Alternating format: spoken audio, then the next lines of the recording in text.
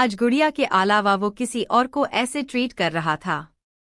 नैना ने निवाला खत्म करते हुए कहा, चलिए अब मुझे ऐसे ही खिलाए। खुद खाओ। मैंने भी नहीं खाया है, इसलिए मैं अपना खाऊंगा, तुम अपना। अबीर ने वार्निंग देते हुए कहा। क्या अबीर जी, एक पल में इतने रोमांटिक और अगले ही पल खड़ूस। नैना ने क्यूट सा फिस बनाया। मैं तुम्हें रोमांटिक नजर आता हूं? अबीर ने आंखें छोटी कर ली और प्लेट उन दोनों के बीच में थी। नैना को समझ में नहीं आया कि वो क्या बोले।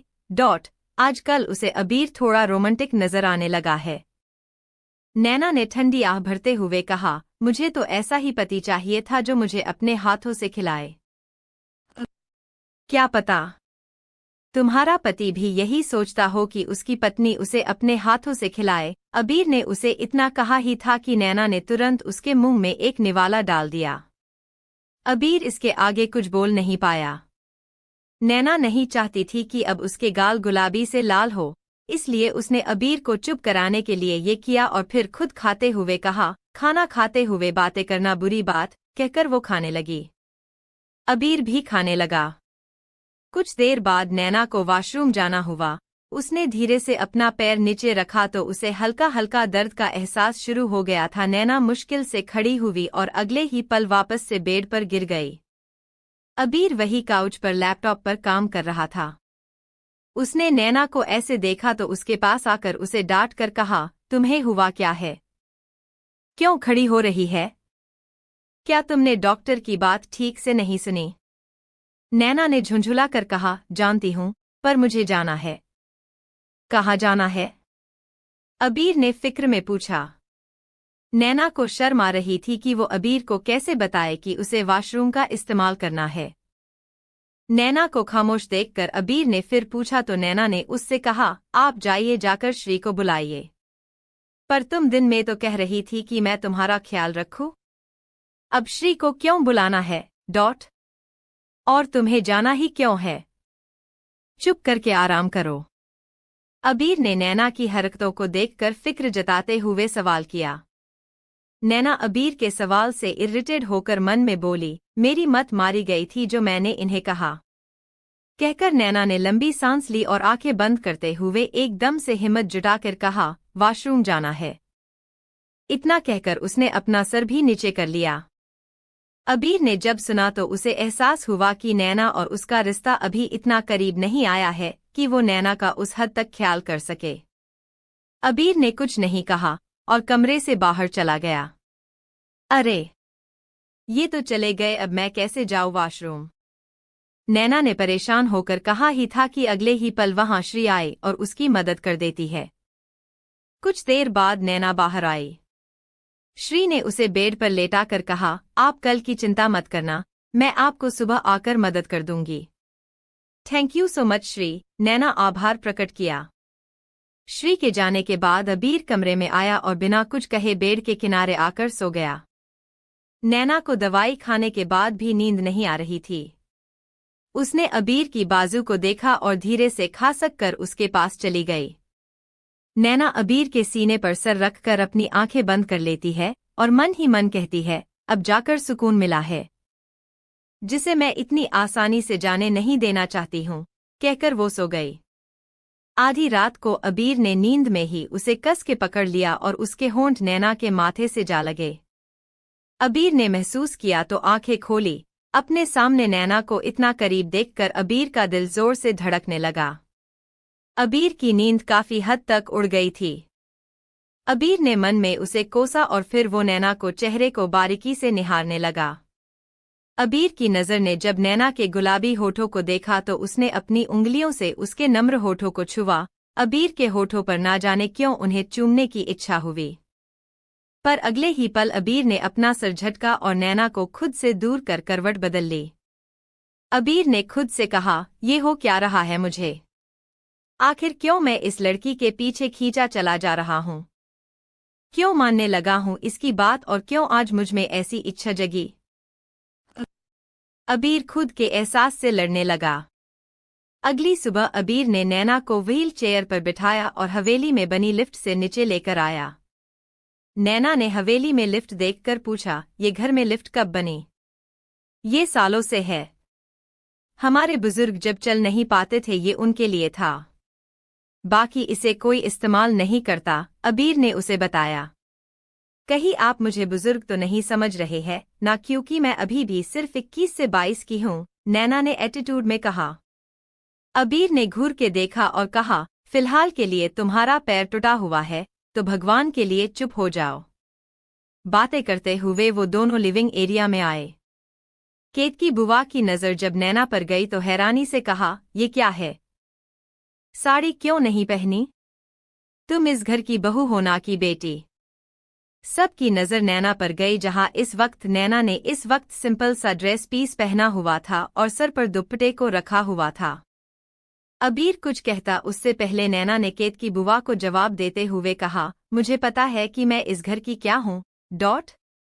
और फिलहाल सब जानते हैं कि मेरे पैर में चोट है, इसलिए हल्के कपड़े पहने हैं, इसमें दिक्कत क्या है? नैना का ऐसा पलटवार देखकर दादी सा और केतकी बुआ गुस्से का घूंट पी गई। दिग्विजय जी ने कहा, तुम बहुत प्यारी लग रही हो, जैसा चाहो वैसा रहा करो। तुम मेरे लिए मेरे बेटी जैसी ही हो, नैना ने मुस्कुराकर शुक्रिया कहा। तभी दादी सा बोली, बहुओं को ज्यादा सर पर चढ़ाएगा तो? उन्होंने इतना कहा ही था कि एक औरत की आवाज आई, तो क्या होगा? इस आवाज को सुनकर सबने उस तरफ देखा तो वहां 5 औरतें खड़ी थी। बीच में उनकी लीडर मौजूद थी, जिसकी आंखों पर चश्मा लगा हुआ था। ये सारी औरतें महिला मोर्चा से आई थी। तुम सब कौन हो? केतकी बुआ ने पूछा। हम महिला मंडल की तरफ से है। फिलहाल इस सवाल का जवाब दे कि अगर बहुओं को सर पर चढ़ाया तो क्या होगा? वो महिला काफी सख्त नजर आ रही थी। दादी और केतकी बुआ तो उनका इंट्रोडक्शन सुनकर ही डर से कांप गई। महिला मंडल हवेली आ गई थी। बाली ने सभी परिवार वालों को उनसे मिलाया। महिला मंडल की अभिनेता सुचिता देवी जी ने नैना को देखकर पूछा, वैसे आपको ये चोट कैसे लगी? इस पर दादी सा और केतकी बुआ सा नैना को देखने लगी। नैना को उनकी हालत देखकर मजा आ रहा था। नैना ने मासूम बनकर कहा, सीढ़ियों पर पैर मुड़ गया था। पैर मुड़ गया था या आपको किसी ने धक्का दिया था? सुचिता जी ने शक करते हुए पूछा। आप कहना क्या चाहती है? केतकी बुआ के पसीने निकलने लगे। क्या करे? हमारी शक करने की आदत है, इसलिए पूछ रहे हैं कि पैर मुड़ गया था या आपकी सास ने आपको धक्का दिया था। सुचिता जी ने एक बार फिर नैना से पूछा। नहीं नहीं, मेरी सासू माँ बहुत अच्छी है, कहकर नैना ने बगल में खड़ी देवकी जी का हाथ पकड़ लिया। उन दोनों को देखकर लग रहा था कि दोनों माँ बेटी जैसी है। तभी सुचिता जी के साथ आई महिला ने दादी और केतकी बुआ की तरफ इशारा कर पूछा, और इनके साथ आपके रिश्ते कैसे हैं? दादी सा और केतकी बुआ बेचारी नजरों से नैना को देखने लगी। नैना ने एक नजर उन्हें देखा और फिर अपने चेहरे पर ऐसे एक्सप्रेशन लेकर आई जैसे उसके साथ बहुत नाइंसाफी हुई है। नैना बेटा, चुप क्यों हो? बोलो, केतकी बुआ ने नैना से कहा। नैना ने आश्चर्य से केतकी बुआ को देखा। वो हमेशा उसे ए लड़की कहकर बुलाती और आज बेटा कह रही है। नैना ने सोचकर सुचिता जी और उनकी मंडल को जवाब में कहा, वो दादी सा और बुआ सा जो मेरा काफी ख्याल करती है। इतना कि दादी सा और बुआ सा सुबह और शाम मेरे पैरों को अपने हाथों से मसाज देती है और मुझे मेरे पसंद के कपड़े पहनने देती है। सुबह देर से उठने पर भी कुछ नहीं कहती है और खाना तो वो मेरे लिए खुद बनाती है। दादी सा और केतकी बुआ को अच्छा लगा कि नैना उनकी झूठी ही सही पर तारीफ की, जिससे वो जेल जाने से बच जाए।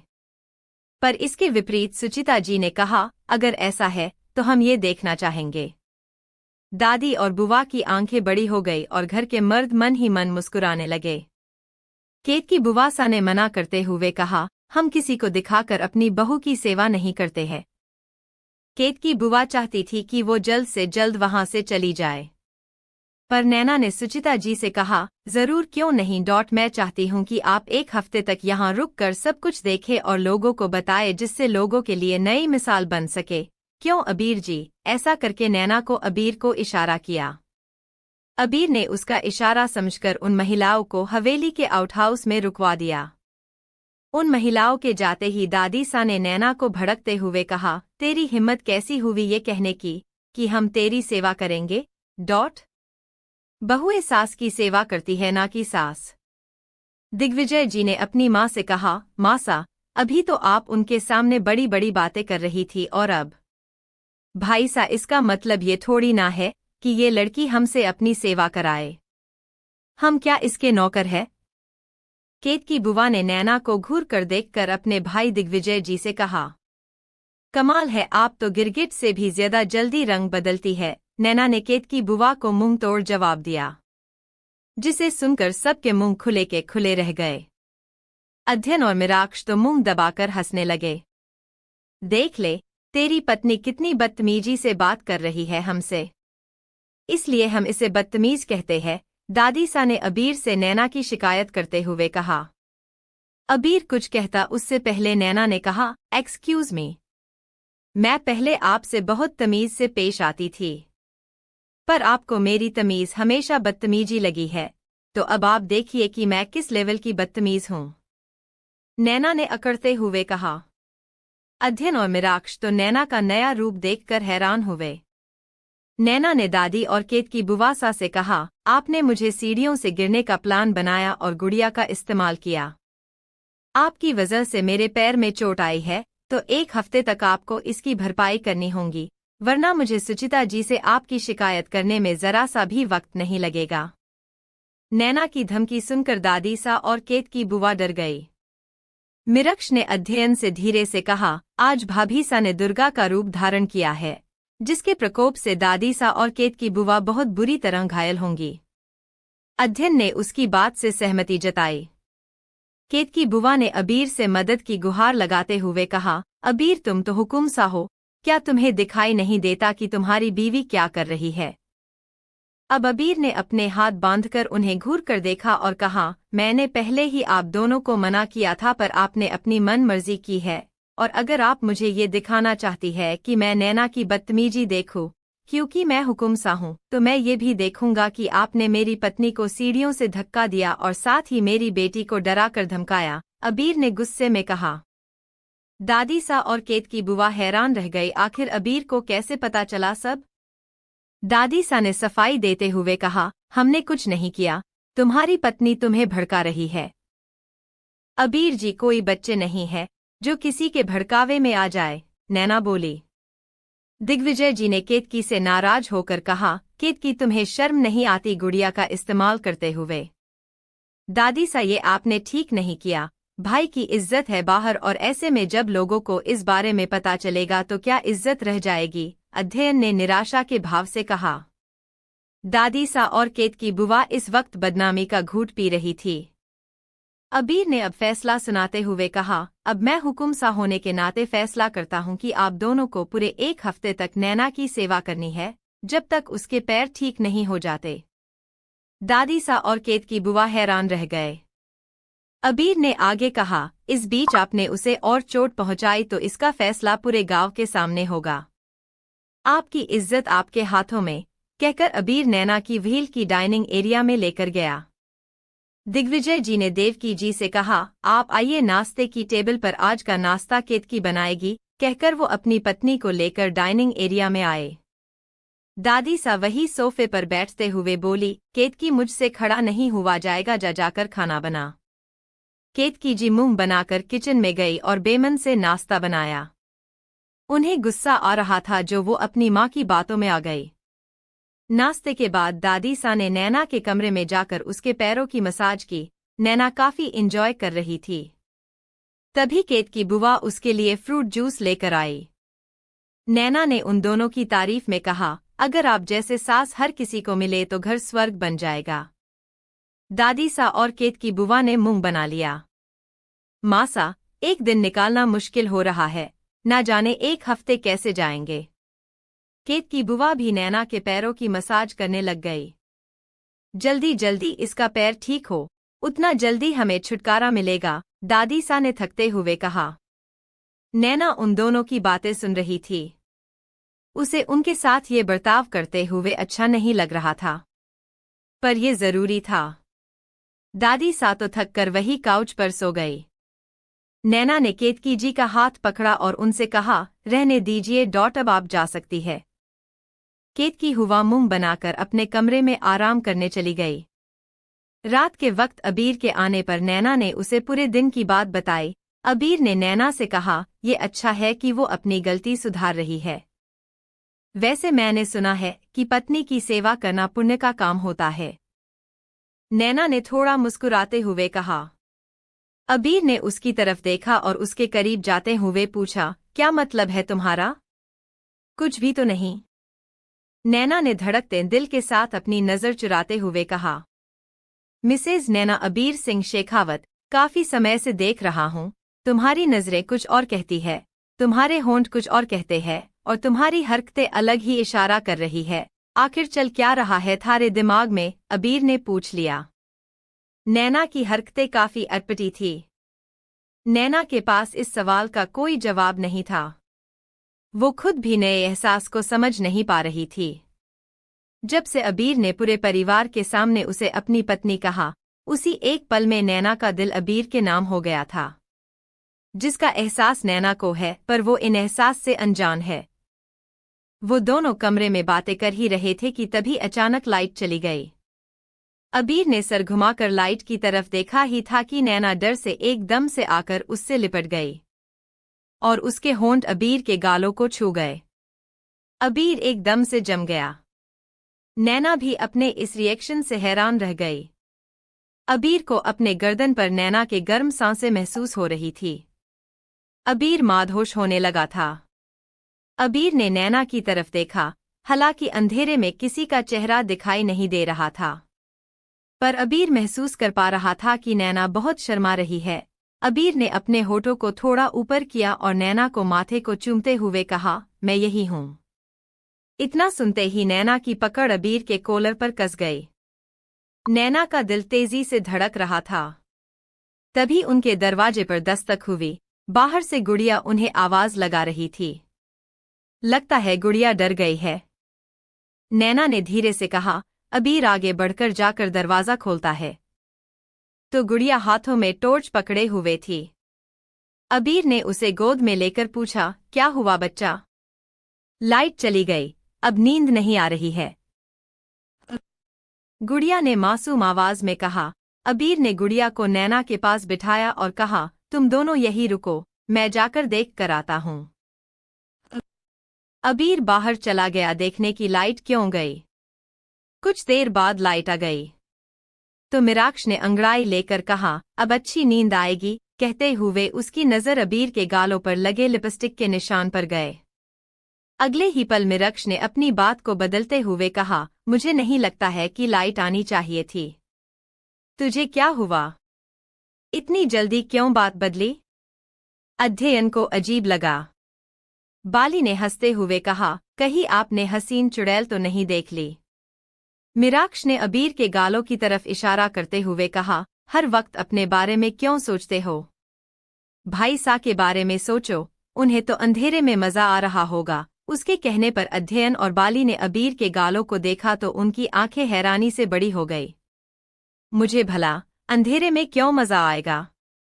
अबीर ने उनकी बकवास बातों पर सवाल कर लिए। मिराक्ष ने दांत दिखाकर कहा, अब आपको मजा क्यों आएगा ये हम कैसे बता सकते हैं, पर आपकी गालों की रंगत बता रही है कि आपको कितना मजा आया। अबीर ने उसे घूर कर देखा। मिराक्ष ने अपना सर नीचे कर लिया। तभी ऊपर के कमरे से नैना की आवाज आई, आप आज ही नीचे ही रहने वाले हैं क्या? ये सुनकर तो मिराक्ष, अध्ययन, बाली जो अब तक अपनी हंसी दबाए हुए थे, जोर जोर से हंसने लगे। अध्ययन ने हंसते हुए कहा, जाइए भाई सा, ऊपर वाले का बुलावा आया है। कहकर वो तीनों अपने कमरे की ओर भागे, वरना अबीर उनकी धुलाई कर देता। अबीर अपने कमरे में आया तो यही सोच रहा था कि आखिर उसके भाई हंस क्यों रहे थे। अबीर ने एक नज़र बेड पर देखा जहां नैना ने गुड़िया को सुला दिया था। अबीर कपबोर्ड की तरफ बढ़कर अपने ढीले कुर्ते लेने लगा कि उसकी नज़र वहां के आईने पर गई। अपने गालों पर नैना की लिपस्टिक के निशान देखकर अबीर हक्का बक्का सा रह गया। उसे वो पल याद आया जहाँ कुछ देर पहले अबीर और नैना की किस हुई। और अब अबीर को समझ आया कि आखिर उसके भाई उस पर हंस क्यों रहे थे। ये याद आते ही अबीर कर गाल लाल हो गए और उसके होठों पर मुस्कान बढ़ गई। नैना को समझ नहीं आया कि अबीर मुस्कुरा क्यों रहा है। अबीर जाकर कपड़े बदल कर आया और एक बार फिर बिना कुर्ते के बेड पर आ गया। अबीर की अट्रैक्टिव बॉडी देखकर नैना अपनी नजरें चुराने लगी और गुड़िया को लेकर सो गई। एक हफ्ते बाद नैना सीढ़ियों से नीचे उतर कर आ रही थी।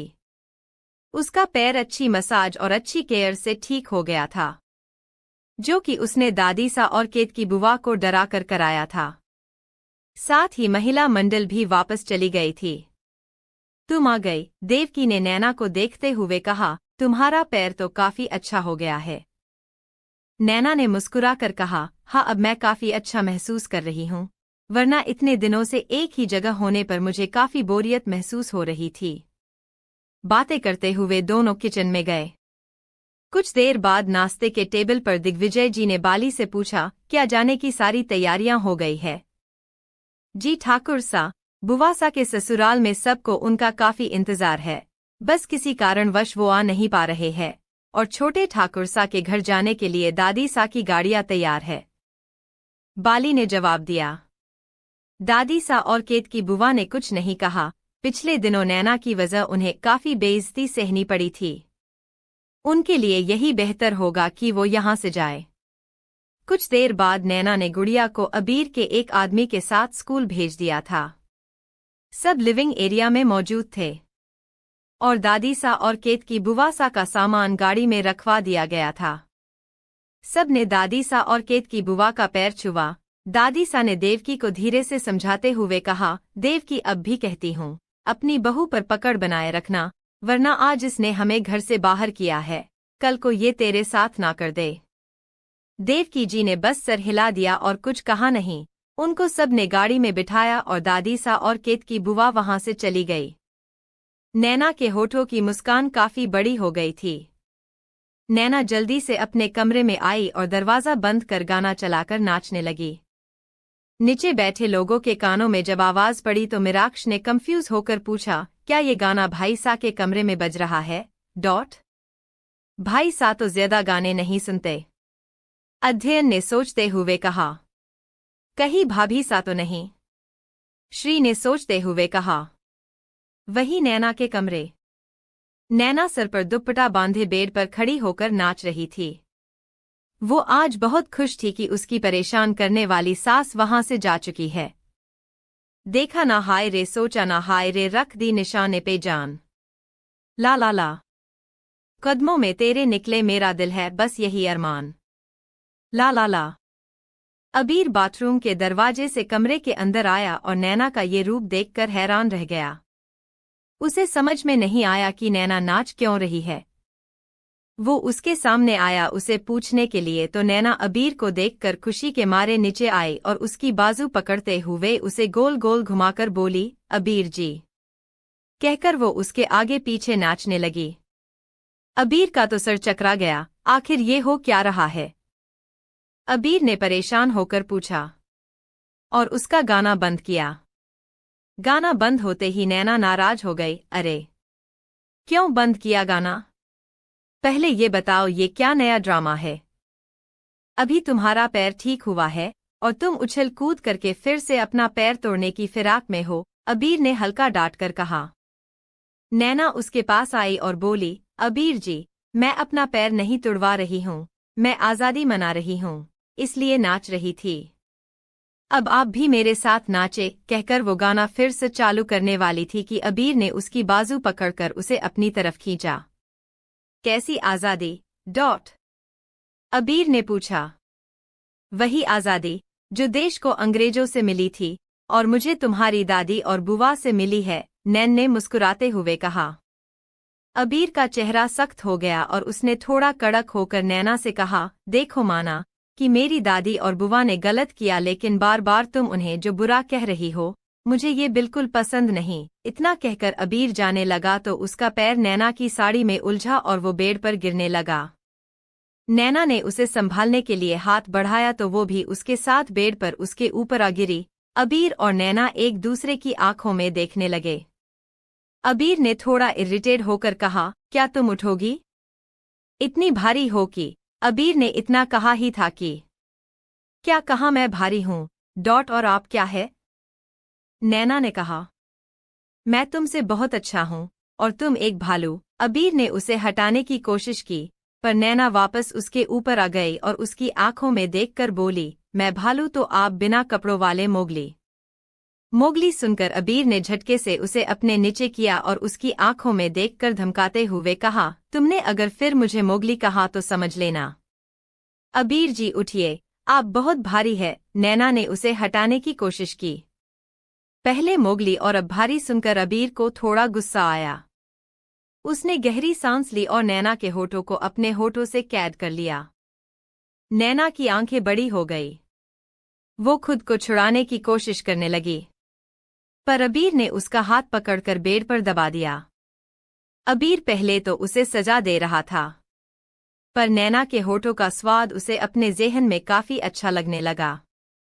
वो नैना के होठों का रसपान करने लगा। नैना के नाजुक होंठ उसे किसी गुलाब की पंखुड़ी की तरह लगने लगे। वही नैना का दिल तेजी से धड़क रहा था। वो अबीर के इस रूप को समझ नहीं पा रही थी। क्या ये अबीर का प्यार है या उसकी सजा? नैना को सांस लेने में अब दिक्कत होने लगी।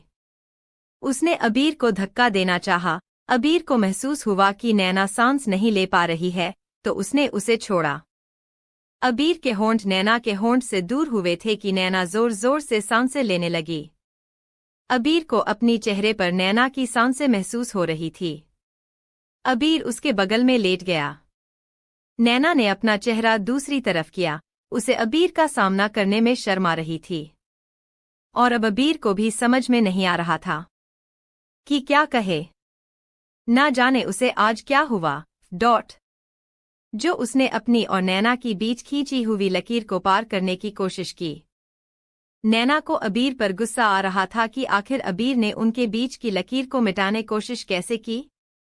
नैना बेड से उठी और अबीर पर भड़कते हुए बोली, आपकी हिम्मत कैसे हुई ऐसा करने की? अबीर नैना का गुस्सा समझ रहा था। उसने उसे समझाने की कोशिश की, पर अबीर के मुंह से कुछ निकला ही नहीं। नैना ने उसे उंगली दिखाते हुए कहा, आपको पता है मैं कभी किसी का उधार नहीं रखती हूं। अबीर समझ नहीं पाया, कौन सा उधार? नैना ने उसकी कॉलर पकड़कर नीचे किया और कहा, ये उधार, कहकर उसने अबीर के होठों को किस करना शुरू कर दिया। अबीर की आंखें बड़ी हो गई। उसे यकीन नहीं हुआ कि नैना ऐसा कुछ करेगी। अबीर कुछ रिएक्ट करता नैना उसे छोड़कर फौरन वहां से भाग गई। अबीर के होठों पर मुस्कान आ गई। शेखावत इंडस्ट्री, तो ऐसा करो आज ये माल शहर से बाहर पहुंचा दो। अध्ययन ने एक फाइल को देखकर अपने सामने खड़े आदमी से कहा।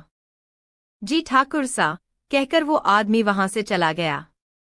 अध्ययन मीराक्ष के पास गया और पूछा, काम कैसा चल रहा है?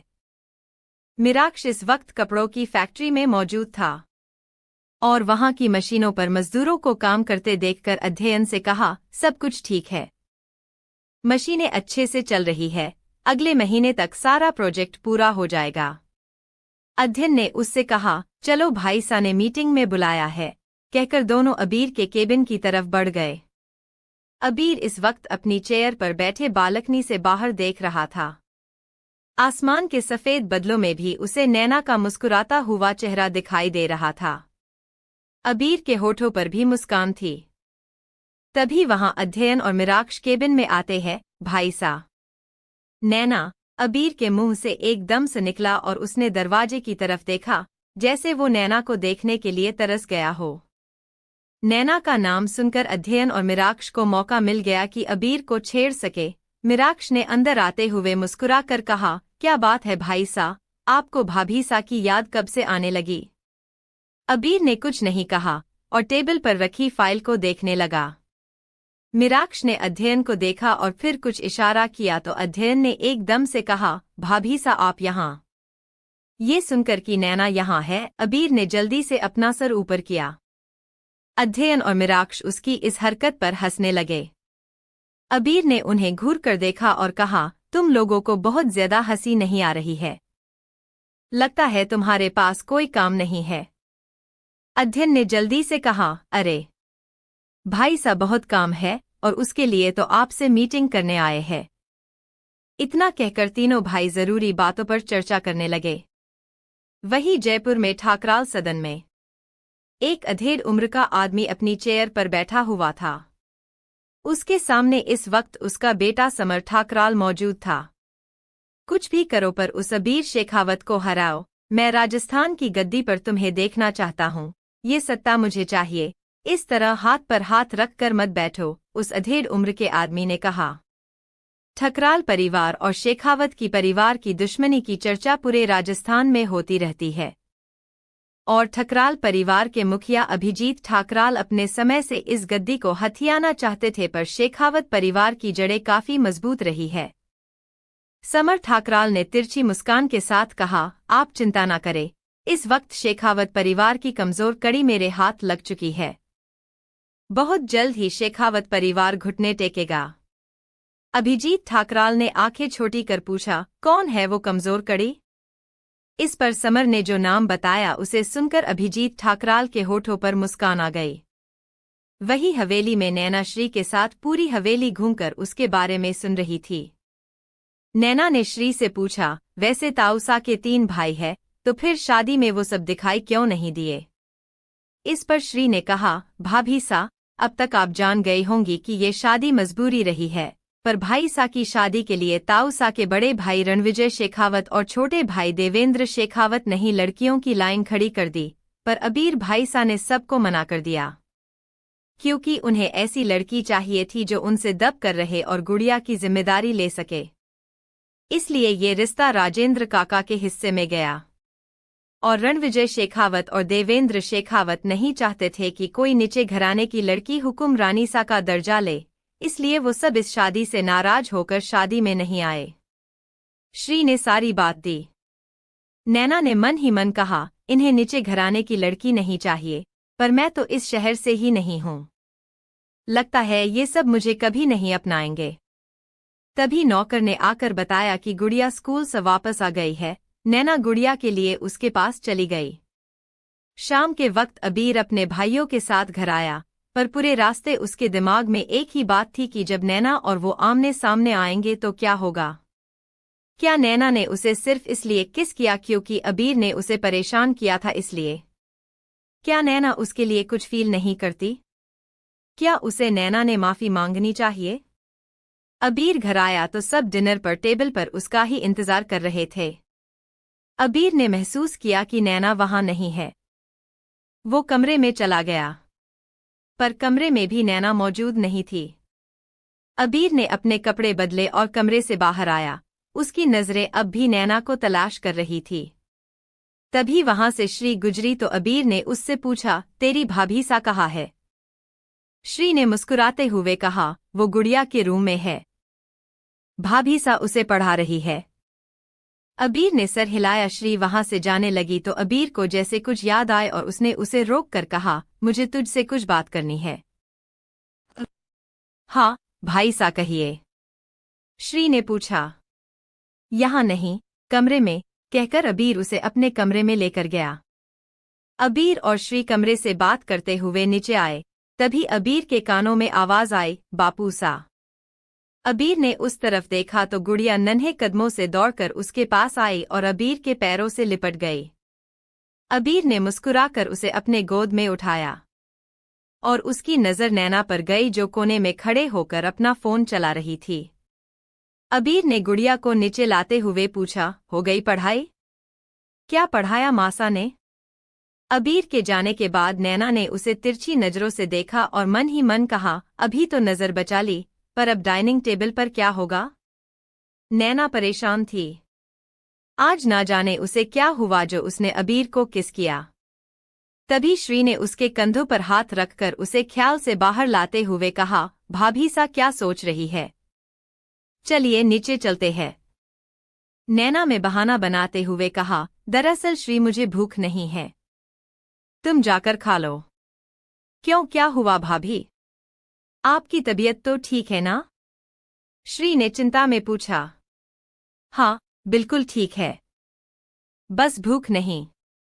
बाद में भूख होंगी तो मैं खाना खा लूंगी। नैना ने कहा। श्री भी नीचे चली आई। नीचे गुड़िया की बातें सुनकर सब हैरान हुए। गुड़िया आज काफी इंग्लिश में बातें कर रही थी। जो गुड़िया हमेशा खेलने कूदने की बातें करती वो आज नैना की सिखाई हुई इंग्लिश काफी अच्छी बोल रही थी। गुड़िया ने इंग्लिश में कहा, today mother taught me English and speech on my father. ताऊ ने खुश होकर कहा, अरे, नैना ने तो कमाल कर दिया। तभी श्री को अकेले आता देखकर देवकी जी ने पूछा, नैना कहाँ है, डॉट? श्री ने चेयर पर बैठते हुए कहा, वो उन्हें अभी भूख नहीं है, इसलिए बाद में खा लेगी। भूख नहीं है? भाभी सा की तबीयत तो ठीक है? अध्ययन ने पूछा। हाँ, ठीक है, श्री ने जवाब दिया। ताऊ सा ने अबीर से पूछा, कहीं तुमने तो कुछ नहीं कहा उसे? अबीर ने थोड़ा मुड़ बनाकर कहा, ताऊ सा मैं अभी तो आया हूँ बाहर से, भला मैं क्यों बोलूंगा, आप तो हर वक्त उसकी तरफदारी करते हैं। अरे, मैं आपका अपना भतीजा हूँ। अबीर की ऐसी बात सुनकर सब मुंह दबाकर हंसने लगे। ताऊ सा ने एबरो उठाकर कहा, अब अगर तूने कुछ नहीं किया है तो ठीक है, पर याद रहे तू मेरा भतीजा है तो वो मेरी बेटी, कहकर वो खाना खाने लगे। अबीर ने मन ही नैना को कोसते हुए कहा, कमाल है, नैना को आए कुछ दिन नहीं हुए इसने तो घर का सबसे बड़ा हुकुम का इकक्का अपनी मुट्ठी में कर रखा है। जो भी हो पर बादशाह तो मैं ही हूँ, ये सोचकर वो खाना खाने लगा। डिनर के बाद मिराक्ष अध्ययन बाली छत पर जा रहे थे। वही अबीर ने मन ही मन नैना के बारे में सोचते हुए कहा, मुझसे इतना शर्मा कर वो नीचे खाना नहीं खाई, और अब अगर अब ऊपर गया तो ना जाने क्या होगा। ये सोचकर वो मिराक्ष के साथ सीढ़ियों की तरफ बढ़ने लगा। क्या हुआ भाई सा, आज आप हमारे साथ छत पर? मिराक्ष ने पूछा। क्यों नहीं आ सकता? अबीर ने मुंह बनाकर पूछा। बिल्कुल आ सकते हैं हुकुम सा, बाली ने अबीर का साथ देकर कहा और आगे रुशी खुशी कहा, आज तो कार्यक्रम का मजा दुगना हो जाएगा। इतना कहने के बाद मिराक्ष और अध्ययन उसे घूर कर देखने लगे। बाली को एहसास हुआ कि उसने क्या कह दिया, वो भी अबीर के सामने। वही अबीर का चेहरा काफी सख्त था। उसने आंखें छोटी कर पूछा, तो तुम सब अपनी हरकतों से बाज नहीं आओगे? मिराक्ष अध्ययन बाली ने अपना सर नीचे कर लिया, पर अगले ही पल अबीर की बात सुनकर उनके होठों पर मुस्कान आ गई। अबीर ने कहा, तो चलो आज अब। उन तीनों को उम्मीद नहीं थी कि अबीर हाँ कहेगा। तीनों ही ऊपर छत पर गए। छत की आखिरी सीढ़ी पर वो सभी पहुंचे थे कि उन्हें किसी के पायल की आवाज आई। सब कंफ्यूज होकर एक दूसरे को देखने लगे। अबीर ने उन तीनों को घूर कर पूछा, हे, कहीं तुमने लड़कियों का इंतजाम तो नहीं किया? अरे नहीं भाई सा, आपकी कसम, हमने सिर्फ बोतल मंगाई है, अध्ययन ने सफाई देते हुए कहा। तो ये पायल की आवाज, आ, बाली कहते कहते एकदम जोर से चिखा। उसकी चीख सुनकर सब ने सामने देखा तो उन सब की चीख भी निकल गई। सामने एक लड़की, जिसके लंबे काले खुले बाल जिस वजह से उसका चेहरा नहीं दिखाई दे रहा था। मिराक्ष अध्ययन बाली तो अबीर के पीछे छिपके खड़े हो गए। भूत, भूत भाई बचाओ हमें, मिराक्ष ने बच्चों की तरह उसके कंधे पर चढ़ते हुए कहा। अबीर ने झल्लाते हुए कहा, अबे, मैं क्या तांत्रिक नजर आता हूँ जो तुझे बचा लूं? अबीर को भी थोड़ा डर लग रहा था। बाली ने तो अपना चेहरा घुमाकर डरते हुए कहा, मत देखो इसे, न जाने कितना भयानक होगा इसका चेहरा। अध्ययन ने भूतनी को ऊपर से नीचे तक देखा तो उसकी आंखें छोटी हो गई। नहीं, ये भूत नहीं है। अध्ययन भाई सा, हो क्या गया है आपको? कहीं भूतनी में तुम्हें अबला नारी तो नजर नहीं आ रही है? मिराक्ष ने घबराते हुए कहा। अबीर ने मिराक्ष से चिढ़ते हुए कहा, मिराक्ष नीचे आ, तू भारी हो गया है। मिराक्ष ने अबीर से चिपकते हुए कहा, भाई सा, प्लीज, मैं आपका प्यारा भाई हूँ। मेरी तो अभी शादी भी नहीं हुई है। अध्ययन ने देखा कि कोई उसे कहने नहीं दे रहा है तो उसने झुंझुला कर कहा, अरे, अब बस भी करो, ये भूत नहीं है, इसके पैर सीधे हैं। बाली ने अब जब जाकर वापस अपना चेहरा भूतनी की तरफ किया, सबकी नजर सामने मौजूद लड़की के पैरों पर गई। वो लड़की अब अबीर की तरफ अपने कदम बढ़ाने लगी। अबीर की आंखें बड़ी हो गई। उसने मन ही मन घबराते हुए कहा, ये भूतनी मेरी तरफ क्यों आ रही है? मैंने इसका क्या बिगाड़ा है? तभी उस लड़की ने अपना सर ऊपर किया और मासूम आवाज में कहा, अबीर जी, आप बहुत गंदे हैं। किस आप मुझे करते हैं और पीठ पर मेरी सोतन को बिठाया हुआ है। जैसे जी अबीर ने ये आवाज सुनी वैसी ही उसने अपने हाथ आगे बढ़ाकर उस लड़की के बाल को पीछे किया और हैरानी से कहा, नैना तुम? भाभी सा, मिराक्ष और अध्ययन ने हैरानी से कहा। मिराक्ष तो अबीर के पीठ से नीचे उतर कर आया। हुकुमरानी सा, बाली भी हैरान रह गया। किसी को उम्मीद नहीं थी कि वहां नैना होंगी। तभी नैना ने खामोशी तोड़ते हुए कहा, हाँ, मैं हूं। अगर आज मैं यहां नहीं आती तो मुझे कैसे पता चलता कि मेरा पति धोखेबाज है? नैना ने लड़खड़ाती आवाज में कहा और साथ ही वो काफी हिल रही थी। अबीर ने उसे कंधों से पकड़ा और उसके चेहरे के करीब गया। अबीर का चेहरा सख्त हो गया। क्या तुमने शराब पी है? नैना के पास से आती हूँ महक को महसूस कर अबीर ने हैरानी से पूछा। बाली और मिराक्ष जल्दी से वहां गए जहां उनकी बोतलें रखी हुई थी। मिराक्ष ने हैरानी से उन बोतल को देखकर कहा, बाप रे, हमने तो 6 बोतल मंगाई थी, पर यहाँ 3 बोतल खाली है। ये सुनकर अबीर ने नैना को झकझोर कहा, बेवकूफ लड़की, क्या जरूरत थी शराब पीने की? अगर किसी को पता चला तो? हाँ, बता दो, सारी दुनिया को बता दो कि मेरा पति किस मुझे करता है। पप्पी मेरी लेता है और अपनी पीठ पर बिठाता है मेरी सौतन को। नैना ने फूल नशे में जोर जोर से कहा। अबीर ने तो जल्दी से आगे बढ़कर उसका मुंह बंद किया। अध्ययन, मिराक्ष, बाली को तो हंसी आने लगी। ये क्या भाई सा, आपने भाभी के साथ ऐसा भी क्या कर दिया? मिराक्ष ने उसके मजे लेते हुए कहा। अबीर ने मिराक्ष को डांटते हुए कहा, तू चुप कर, ये सब तुम लोगों के कार्यक्रम के वजह से हुआ है।